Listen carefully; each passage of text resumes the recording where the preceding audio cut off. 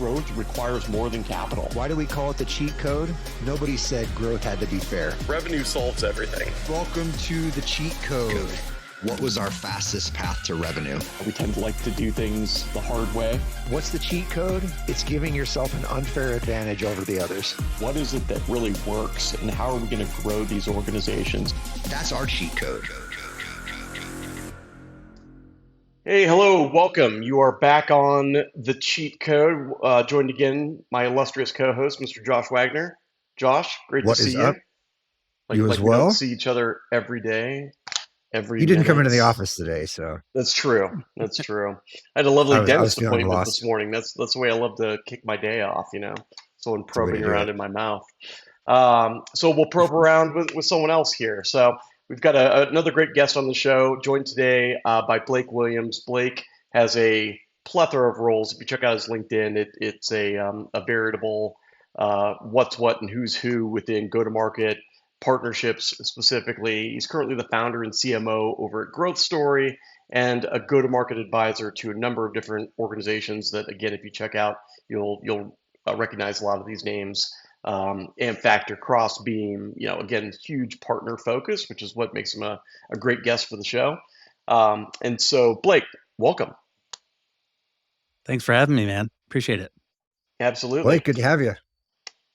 So we'll kind of hop right in as we always do. The show is the cheat code, and of course, this season's focus is all about partnerships within go-to-market, really driving value through relationships, which has become a monster focus kind of within the space. I was actually just working with a portco of ours this morning, and there's so much focus and kind of content and just social narrative being put on partnerships and ecosystems. There you should be doing it, and then there's not a lot of how do you actually go about doing so. And so I think you'll have a great perspective and take on that. But squarely, what has been your cheat code within partnerships? Within partnerships, it's really putting the partner go-to-market architecture underneath the partner program design, and then kind of segmenting the reasons or the jobs that we want our partnerships to do or fulfill in our customer journey and in our pipeline, right? So being able to tie those two things back, and then making sure that we can establish kind of that reciprocal value exchange. It doesn't always need to be reciprocal, but trying to make sure that it's there for our partners. Yeah, so I guess, basically like know what you're trying to do, right? Which is strangely a gap in a lot of ways that folks think about partnerships, and one that's pretty acute, certainly within early stage where we do a lot of dealing. What I guess give me some backstory on that. You know what I mean? Like, although it Yeah. seems like something that's kind of a no-brainer, like I mentioned, it tends not to be. And so I'm curious to what your experience has been. Yeah. So over the past 5 years, I've, been running ABM campaigns with partnerships in B2B, specifically to help teams sell tall, deep, and wide. All of these partnerships could be the size of a $71 billion company, $400 million company, or a net new $3 million startup trying to figure out how to go indirect. And Sure. the problem's always the same. You can have a partnership program that's got a ton of great brands in it, but you're not extracting the value back out of that partnership programmatically. A lot of things happen in an ad hoc fashion, very opportunistic, which sounds good. The relationship is strong and everybody's friends, but we're not, attaching that business value and returning that revenue back to the business in a way. It doesn't need to be predictable, but it does need to have a pattern and a process that your internal functions can capitalize on. And that activation component is, we can enable to until we're blue in the face and get everybody certified, all those things. But it really comes down to grabbing those audiences and then attaching our go to market in some form or fashion along different levels of commitment so that our marketing, sales, customer success, and rev ops teams know what they're doing and the plays that they're going to run to really bring that value back. In your cheat code, I heard you mention Yep. the words architecture and design, and it sounded like Yep. they're layered together in some function. Can you give some examples of both and how they fit with one another? Absolutely, absolutely. So when we think about architecture, we might be talking about, well, we are talking about the people, technology, the processes, right? And then the training around what to do. If a lot of your team hasn't been up the mountain before, then you've got to serve it up, mashed peas and carrots. You know what I mean? You can't just say, "Hey, we've got a partner. You should ask for intros." Well, what's that look like for an AE who's busy doing their entire day job? If you're a bricklayer, which is what these AEs are, right? Not to classify it as anything, but they're doing one thing. They're Hmm. doing their job in a specific way, and if you think of them as craftsmen, you're coming in and asking them to adopt a 3D printer, and they're like, "Well, no, we lay bricks, and none of our processes, none of my things that I do to get deal flow are, catered to that. They're not set up for it," right? So there's a change management I that love needs that. to occur. So when it comes back to those people processes and that kind of thing, programmatically, how are you establishing the different levels of commitment of the types of campaigns that you're going to engage other partners on to let them hand raise and say, look, we want to do a joint led or we want a partner led, unsupported, or we want you to lead this. And we're not going to show up in any way, shape, or form, but we'll give you access to the data, right? Having that clear along every single partnership allows you to identify what value and what's the value worth to your business if you were to invest in executing all those activities. It might be 4 webinars a month, it might be 2 in-person activities, it might be a mailer, but all these things should be figured out programmatically and not, the partnership leader sitting down trying to discover demand gen for the first time and then be an expert at it.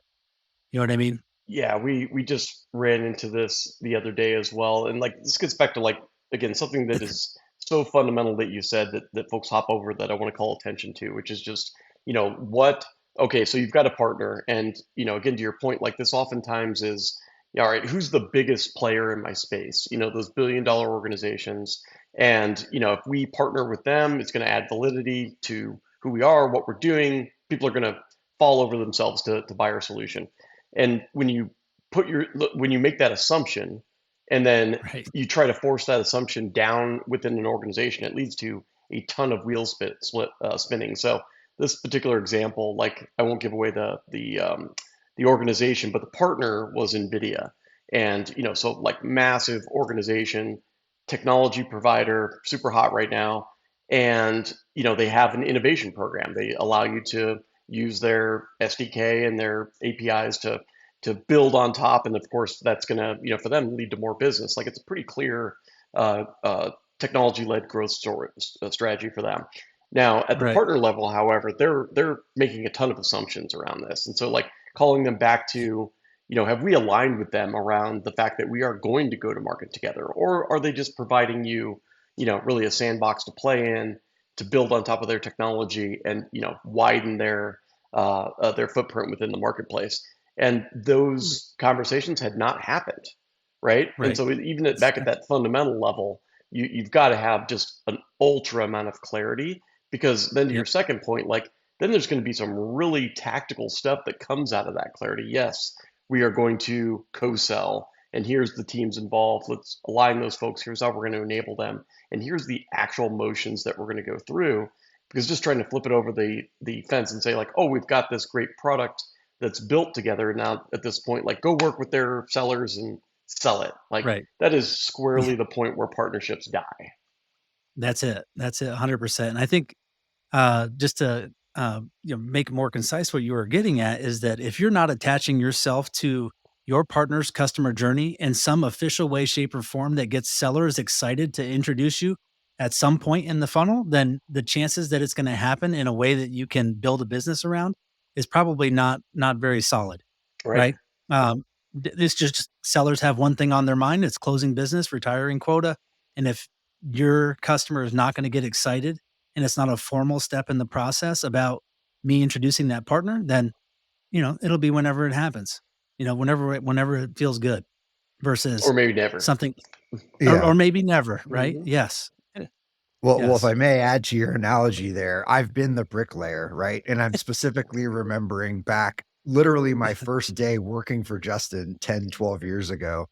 He, pops over to my cube and he says, "Hey man, I got a lead. Why don't you just jump on this call with me?" I'm like, "All right, cool. Sounds great." So we go into the conference room, we hop on a call.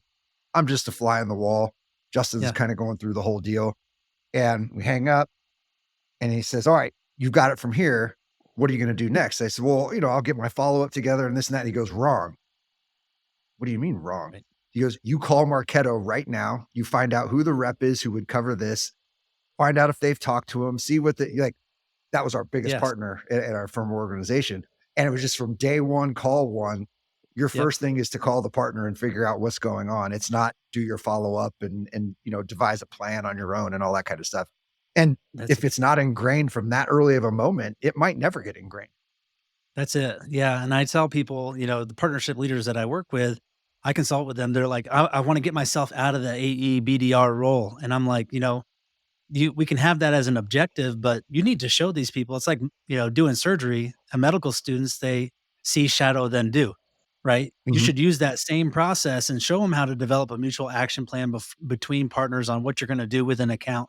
Understand what qualification means to each other and what those triggers are. So you know when to pick up that phone and what's live action and what's a waste of my Yeah, time. Not that totally. it always has to be that way, but for sure there should be some structure around that. Yeah, and I think there's a lot of lessons in there in helping folks diffuse ego, for lack of a better term. Because Yeah. especially if you're getting two sellers, together, which happens a Oh lot of yeah. times, and Yes. being able to know like when you should hit the gas and when they should press the brakes and vice versa. And Yeah. that takes some just trust building and relationship building and whatnot. But it also takes leadership to say, this is how you engage these folks. This is what I want you to find out what's in it for them. Why should they care? What do their customers care about? Like, it can't just be, hey, I've got this shit. Go sell it with me, for me, whatever Right. it may be. Yeah. Yeah, absolutely, absolutely, and I think it's, one of the bigger things is, like, I try to teach when I'm talking to AEs that, if you put $10 in, you can take $5 out. But if you're putting nothing in, you're not Right. gonna get anything back, so you gotta make deposits into these communities. If you want them to be rich for you, you gotta be rich to them, you know what I Yeah. mean? And first mover advantage, the first person who starts sprinkling around leads to the other partners, you're gonna get all kinds of love, and Yeah, you can build. Go that ahead. that give to get mentality, and even the mentality, Josh, that you were talking about, like, is, I think we have to recognize like how foreign that is to Yeah. pretty much everyone, right? Like, I was on a pipeline call the other day, and we were working through something very similar to what Josh described. Like, hey, Portco, like, all right, this is what you're showing me as a forecast. Like, we're obviously there as a board member and investor, but like, what have you engaged, from a relationship standpoint here? Like, how are we using the ecosystem? And it was Yep. just striking to me how the first reaction was like, well, they're not super happy with, the partner that I was suggesting that they bring in. I think that Yeah. actually is going to hurt us in this deal cycle. It's like, whoa, like, you just stumbled upon someone who is like Gold. Yeah. upset and potential churn risk for a partner that you're trying to develop. Like, that's gold to them. Like, that's the reason Right. why you should want to reach out immediately. Like, back to that give to get mentality. Like, hey, just want to let you know, here's someone that's unhappy. Here's exactly why they're unhappy. By the way, I think we can solve some of these fundamental pains. Would recommend that you Yep. do this on your side. Like, let's develop an action plan around this. That's just such, great fodder for relationship building at, yes, the organization level, but also at a level where like someone's job is to retain this customer. And like, they're going to be judged on that this month, right? And so like, Absolutely. you're giving them a distinct benefit that I don't know if they could get that perspective somewhere else Right. until Yeah. it's No, too I late. I right. Right. Unfortunately. And I think, I think one of the best things about having partners is that, especially from a seller standpoint, being a principal led sales organization, is that you have your talk track and the way that you like to sell, and other sellers have a different methodology and present information in a completely different way. So in a way, you get twice as many conversations with the prospect, and you can apply pressure. I mean, it's just you might equate it to being multi-threaded with that direct contact, but it's like the value is immeasurable, right? The deals are so much easier to close that way. It's Yeah, you've just crazy you got say such great that. information. Yeah. Yeah. If you get good at that co-selling with some Yes. partner sellers, man, you can be strategic. Like, Sure. just personality level. Like, listen, I may not be the best fit personality wise for this prospect. Why don't you lead here? I'm going to go Yep. do this thing. Take that off of Absolutely. your plate. You go do this, or you can switch it up. I had about, I don't know, half a dozen folks at Marketo, I got really good with that. Like Yeah. we knew when I was going to lead, they were going to lead. We're going to do calls together. We're going to do calls separate. We're going to come back together. And Yeah. like you said, it was a slow down to speed up type of thing. And Hmm. it was just, it was gold. Yeah, it's just like rugby, like if you you don't wanna play with too big of a team, but if you hit a defender, you Yeah. wanna be able to pass it off real quick and keep moving, Yeah. Right. and cover ground. Going back to that architecture and the trust building is if you put this in place at the programmatic level for your teams, then when these AEs show up, they're like, "Yep, I've got a template for mutual action plans. Here's the process I'm gonna go through." That, uh, doesn't build trust, but it's trust triggering.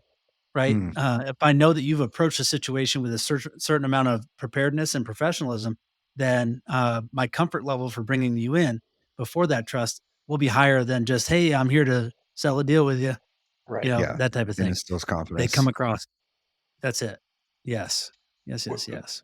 Like where have you do you have an example on where you've seen this like work out really well? You know what I mean? Like from a like you mentioned shadowing and just kind of providing that example, right? Like, and you don't Yes. have to name names if you don't want to, but like just curious, always looking to kind of provide those same types of examples to our listeners. Yeah, so, we're working right now with an SI and a big company, Stripe, and, part of their training methodology, the SI is usually pulling in multiple pieces of technology to create a unique joint value proposition or solution that they can offer to a particular vertical, and, where we saw this, like I was just talking about, that leader who wanted to get themselves out of that AE role, the fastest way to do that was to do the see shadow do process, and that AE was kicking the partner leader out of the process as fast as she could. As soon as she got it, she was like, "Let me just take this over." Hmm. Now, granted, the way that we start these programs is that we don't let just any old seller in. We usually start at the president's club type of thing, folks who already know what they're doing and bring them in. But it works really, really well. And I think in 10 weeks, the number is going to be just ungodly. So it's kind of an outlier, but it was a $9 million deal. And because Stripe was bringing them in, it closed in about 9 weeks, Hmm. right? Um, 10 and a half weeks to paper or something like that. Yeah. But they Wow. got a, they got agreement in 9 weeks, which is insanely fast. Well, that's also a It's- really important point there, like in terms of getting back to like where to start, like so critical that you start with like those high performers and folks that are going to be probably more pragmatic and are open to, and also have the yeah. skill set to be consultative, right? Like to successfully run, I believe, like a Yeah. really good partner led or partner enabled selling process, marketing process, whatever. Like you have to be able to be consultative in that process and look at find the real problem, not just the pain. And you mentioned Right. SIs, which I think like SIs are such great partners in that regard because they naturally up level things.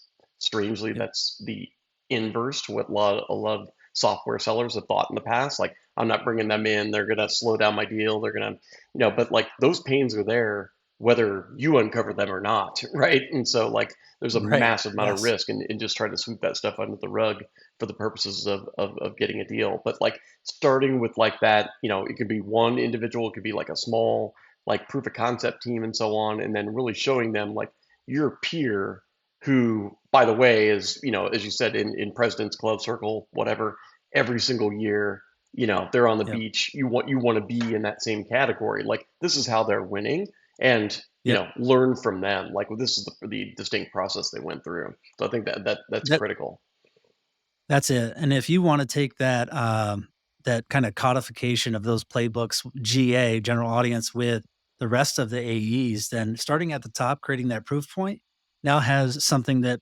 folks can model themselves after that I know they're already trying to do and leverage the same tips and tricks that the folks who are retiring the most quota are already doing, so it's a great way to drive change management, like, kinda having that champion with experience already in place.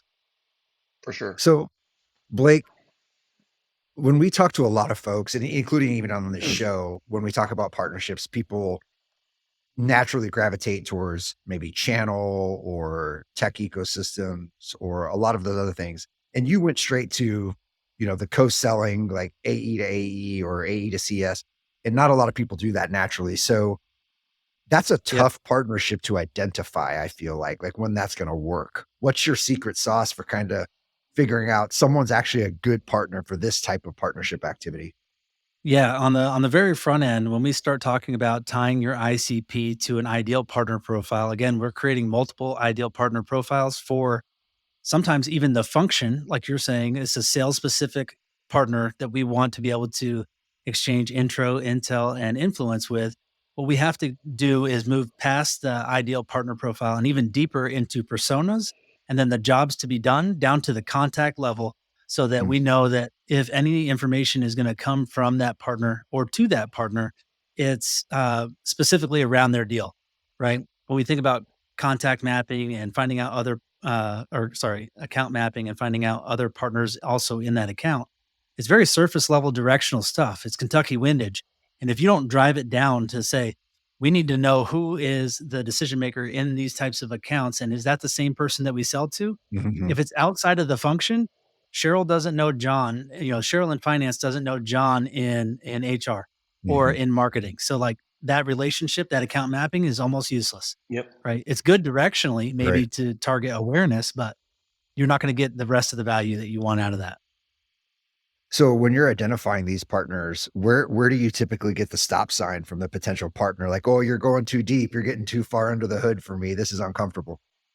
I think if you put enough effort into describing the Better Together story and being clear about the customer pain that you think you're going to solve for that partner, and if you're not solving a customer pain, you might as well just skip the partnership unless Yeah. there's another value. Yeah. Seriously. Agreed. For Um, sure. let it be something that gets you brand awareness or something like that, but don't count on it solving a problem in your pipeline. You know what I mean? And if you can't get down to that level, yeah, you're just wasting time, and you're gonna get, "Okay, this is a good partnership, we can sign the contract," and then, "Well, let's touch base every now and again," versus this solves a pain point, they're grabbing you by the shirt, running you to the CRO, and saying, "Hey, here's what they can do for us." If you don't have that kind of problem, should you skip the partnership? You know what I Yeah. mean? Again, what's the job of the partnership gonna do for your business and for your pipeline? One of There the might be all Go ahead. I was gonna say one of the little cheats that we did, we were a scrappy startup that ran a services organization. So, you Yeah, could be opportunistic for lack of a better word. But we would go to the sellers and we would find out what their top 3 to 5 objections they were getting in their sales cycle. And then we yeah, would go back and almost rebrand our services, little like we call them service packs. Like we'd yeah, rebrand our service packs to be objection handlers. And then we would take those back to their sales team and kind of pressure test it a little bit. And like, okay, yeah, now when you hear this, yep, you call. When you hear this, you call. And it was like this little objection handling mode. And that was a sweet yeah. little deal when we were doing very specific Marketo services. Yeah, I love so the agencies have that flexibility if you have Yeah, enough service bench, like I'm doing one right now, and their partner, type is like a Zoom info type where they're running across SDR teams or people who right. want Zoom info but don't have SDRs. Like, Right. if they hear that trigger word, that Better Together story assets should be there, the tie from the AE to the AE should be there, and it just kicks off like fire. But yeah, focusing on those objections and those pain points, that'll really get you involved. Yeah, and then shout out to something that you said briefly there with the jobs to be done framework. We actually had someone from our operating partner network come in and kind of run like a mini workshop with one of our portcos specifically around that because they talk in it. Like if anyone listening is not familiar with it, definitely just Google it. There's a million resources on it. But like, long story short, like what in customer language, how do they talk about what they actually have to do? And then obviously that should Yep. be the fodder for how you design your solutions, how you speak to them, how you present your messaging, so on and so forth. But it was just funny within that exercise because, immediately everyone starts like answering, this is what I think they would be. And it's like, well, guys, like, that's great. That's our input. But like now we're going to bring in partners and figure out Yeah. what their perspective on this is, right? Like, and that's just another, Yeah. like there's not a single facet where having, another set or sets of eyes and ears, who to your Yep. point, sell to those same buyers, experience the same pains that they're going through to design that Yes. offering with just like a hack for market research really is just massively impactful. Absolutely. Absolutely. And that's So when we think about the persona and every VP, right, who we want to make a decision on the solutions that we sell through partners owns an entire work stream. That work stream is filled with tech and that tech has points of friction between them, right? Ideally, or the tech and services. So the job to be done, we have to understand the job to be done for that persona, where those points of friction are, and our partners fill in the gaps and Mm, spaces to our left and right. Yep. So that makes your orbit for that persona. If you sell to 3 personas, you need to have 3 different orbits with 3 different jobs to be done with better together stories that articulate the value that they're gonna extract out of that. And that's where I see, like, you see the Sixth Sense and Sales Loft and the Mutiny partnerships and all of those things. They work so well because they're attached to the ABM workflow that an ABM person owns that Hmm. demand gen yeah, may report up to. You know what I mean? Yep. yeah. You've Yeah. brought up the stories a couple times, and I think being able to have the stories in your hip pocket to surface up at any given time is a super powerful tool, partnerships or Yes. otherwise. What have you seen as the best way to get that repository together? How do you Yeah. package them up? How do you train AEs on them? How do you, the whole kit and caboodle? Because it can be a big thing to wrestle with. Absolutely, it is, and, again, the architecture, right? How do you develop a joint value proposition, right, for that specific persona? And then what are the standardized ways that you're gonna productize that better together story or that JVP in better Mhm. together story assets? One pagers, landing page, a blog article, the, spinning GIF or whatever it is to announce your partnership. Um, Having that standardized makes it very, very easy and less of a lift if it's like, "Oh, this is a brand new partnership, and now we gotta figure everything out again," Yeah. versus having that standardized.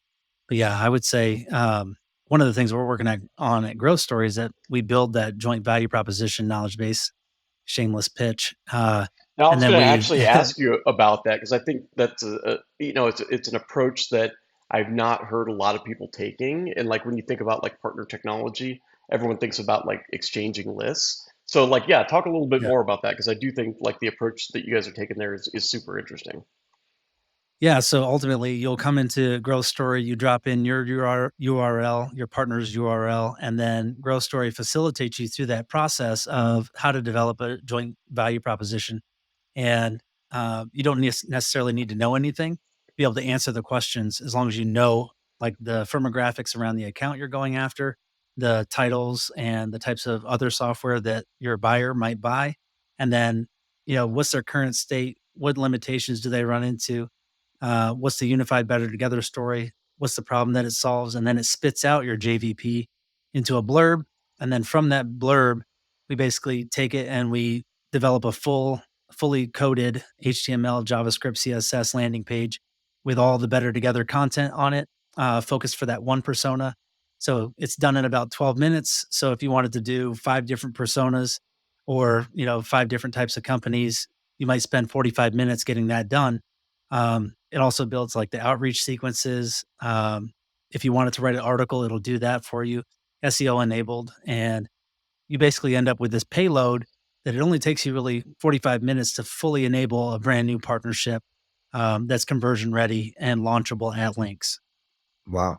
With an asset that is normally completely overlooked within this process. Like Right. I know we're kind of throwing around like value prop and like better Yeah. together message like it's a Yeah. buzzword, but like it's so critical and fundamental to like again, why are we doing this? Like what's the Right. value to the buyer? What's the value to the partner and even the, partner, field folks that we're trying to co-sell with or go to market with.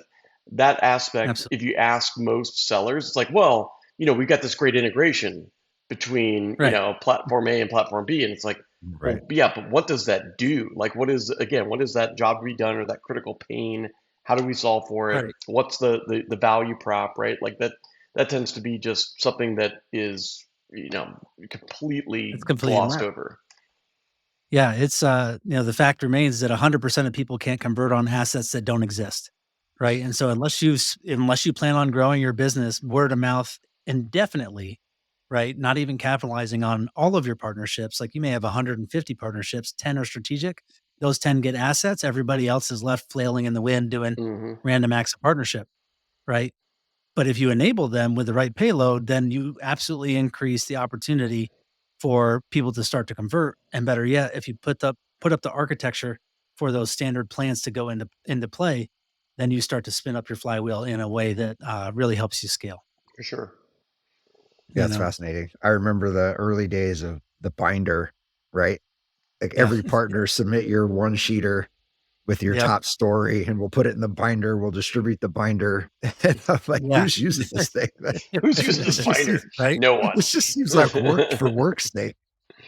But yeah, yeah, this yeah, sounds like a cool way to get people to adopt and activate in the field in a relatively short order. I think it's the adaptability of it that is super interesting to me because yes, you might do the binder thing, even if it's a digital binder.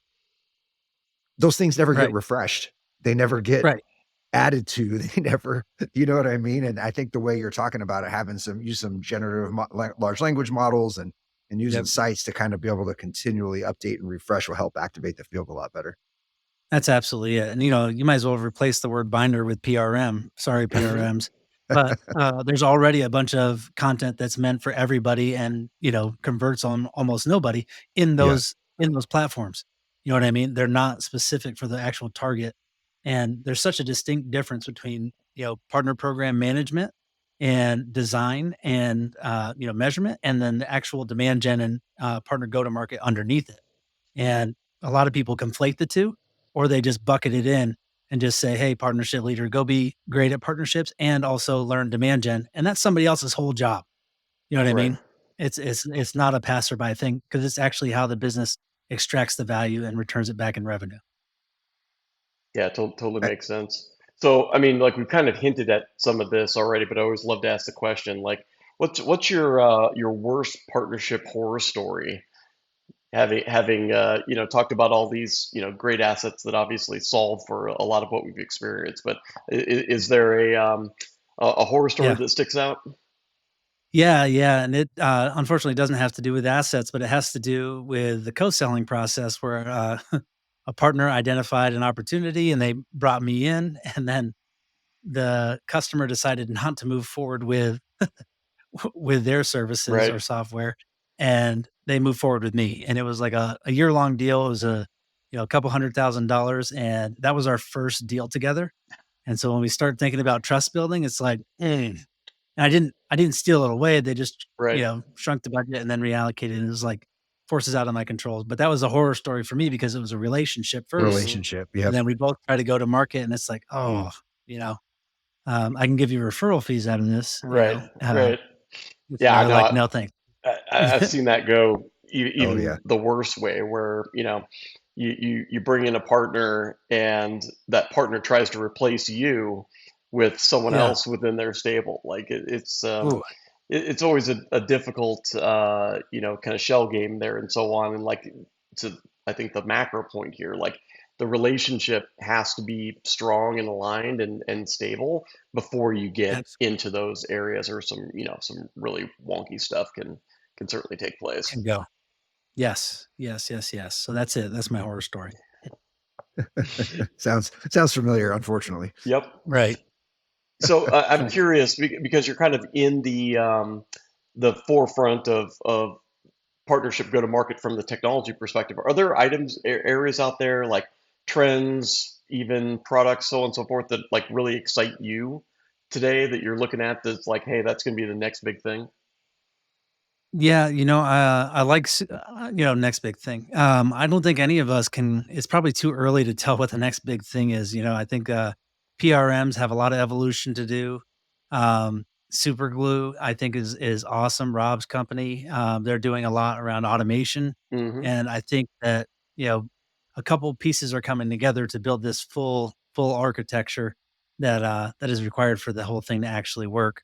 I think what Greg Portnoy is doing with Euler is pretty awesome. I like where he's focusing, trying to be that next generation, not PRM, but another version of it or Right. something like that.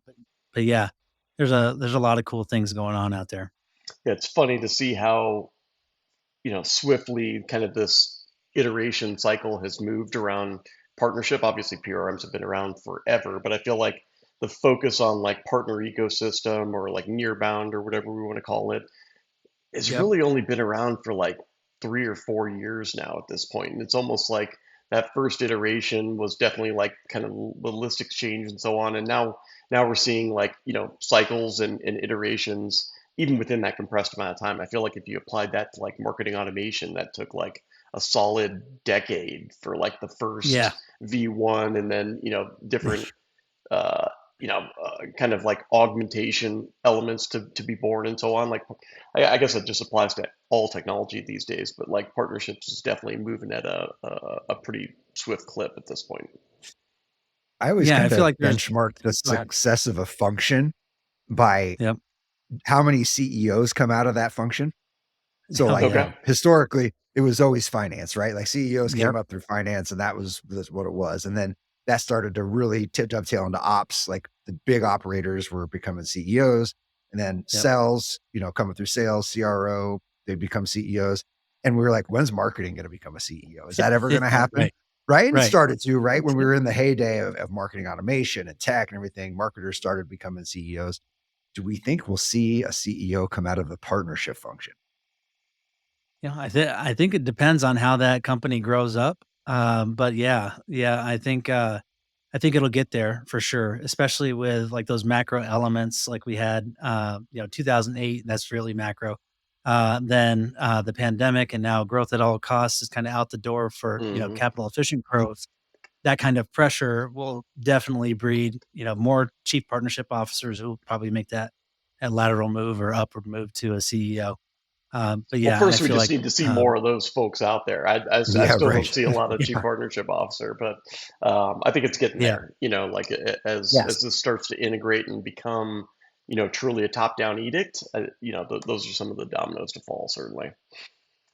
Well, absolutely. And this may be a controversial opinion, but I feel like if a business moves fast enough, you may not need a chief partnership officer, right? In terms of your ability to incorporate partnerships into your currently or existing functions, there may not be a need because you've got everyone in the function who's already a yeah, C level person I think that's, the question is tapping the like value. how well does this notion of relationship led growth and partner led growth like really integrate into the core functions of a business? Because that's really what we're talking about, right? Like it has Mhm. to be top Right. down, it has to be integrated into every department and function of the business. And to that point, right? Like now you're just refocusing what has been a huge technology focus for 2 decades Yeah. into can be enabled by technology, but fundamentally like we've got to pursue these relationships and make those central to our business.